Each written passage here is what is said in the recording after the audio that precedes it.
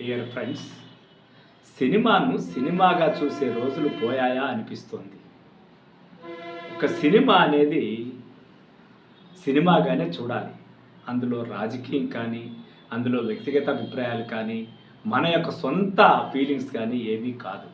Cinema మన యొక్క మనసుని ఏ విధంగా రంజింపజేస్తుందో, మనల్ని ఏ విధంగా ఆలోచింపజేస్తుందో, మనల్ని ఏ విధంగా సంతోషపెడుతుందో, అలాంటి వ్యక్తిగత మానసిక పరిణితిని అనుసరించి సినిమాను చూడాలి తప్ప, సినిమాను ఉదాహరణకి 'పుష్ప' అనుకోండి.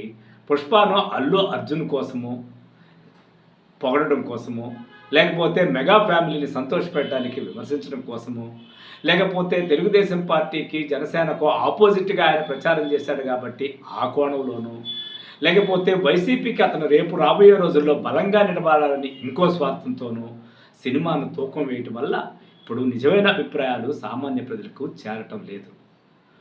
ప్రతి ఒక్క మనిషి రాజకీయ జంతువే అంటాడు అరిస్టాటిల్. అలాగా ఇప్పుడు సోషల్ మీడియాలో ప్రతి ఒక్క కుర్రోడు కావచ్చు, ప్రతి ఒక్క వృద్ధుడు కావచ్చు, ప్రతి ఒక్క మేధావి కావచ్చు, ప్రతి విమర్శకుడు కావచ్చు, అదేవిధంగా అనలిస్టులు కావచ్చు, ఇంకొక రాజకీయ నైపుణ్యం ఉన్నటువంటి వాళ్ళు కావచ్చు, ఎవరైనా సరే సినిమాను సినిమాగా చూడకుండా వాళ్ళ కోణంలో చూడటం వల్ల సినిమా అనేది నిజమైనటువంటి రిజల్ట్ ప్రజలకు అందటం లేదు. దానివల్ల ఫస్ట్ రోజు వచ్చేటటువంటి రివ్యూల్లో ఏదీ నిజం కనిపించడం లేదు. ఒక విధంగా సినిమా బాగున్నప్పటికీ కూడా రివ్యూల ద్వారా, అంటే ఇది నల్లపిల్లి, ఇది నల్లపిల్లి, ఇది నల్లపిల్లి అని 10 సార్లు చెప్పినప్పుడు తెల్లపిల్లి కూడా నల్లపిల్లి అయిపోతుంది అన్నట్టు రివ్యూలు మొత్తం నెగిటివ్గా మనము చెప్పడం వల్ల నిజంగా సినిమా బాగున్నప్పటికీ కూడా బాగలేదనే ఫీలింగ్ని కల్పించేటటువంటి కృత్రిమ వాతావరణం ఈరోజు సోషల్ మీడియాలో ఉంది. నేను ఒక చిన్న అనుభవం చెప్తాను. ఒక రోజుల్లో కె. విశ్వనాథ్ గారి 'స్వాతి ముత్యం' సినిమాని చూడాలనుకొని నేను నా ఫ్రెండ్ ఇద్దరు థియేటర్కి వెళ్ళాం. నిజానికి చిరంజీవి గారు కూడా కమల్ హాసన్తో ఒకసారి అన్నాంట, 'స్వాతి ముత్యం' సినిమా ఎలా ఉంది అంటే, చాలా బాగా నిద్రపోయాను కమల్ గారు అని అన్నాంట.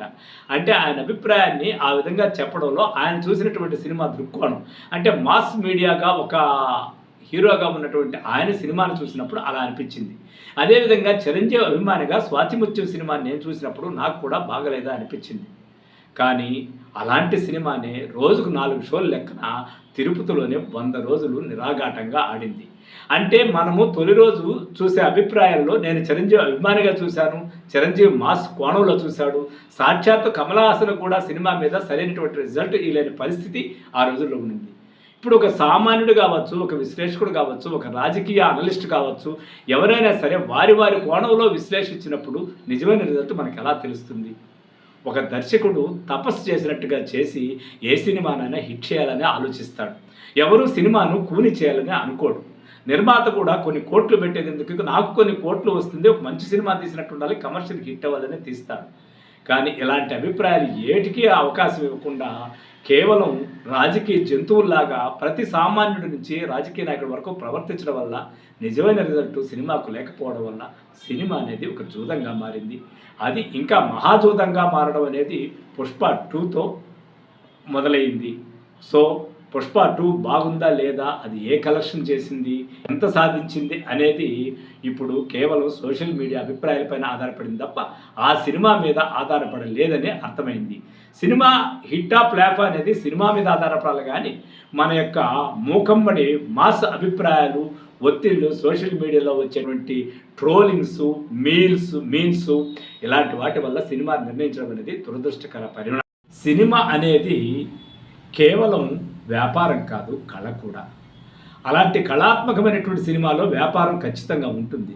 సినిమాను సినిమాగా చూడకుండా ఇలాంటి రాజకీయ జంతువుల అభిప్రాయాలతో సినిమాను కూనీ చేయకండి. ఇలా చేస్తుంటే ఆ రోజుల్లో మాయాబజార్ కావచ్చు, లవకుశ కావచ్చు, ఈ రోజుకి నిలబడి ఉండే పరిస్థితులు ఉన్నాయా?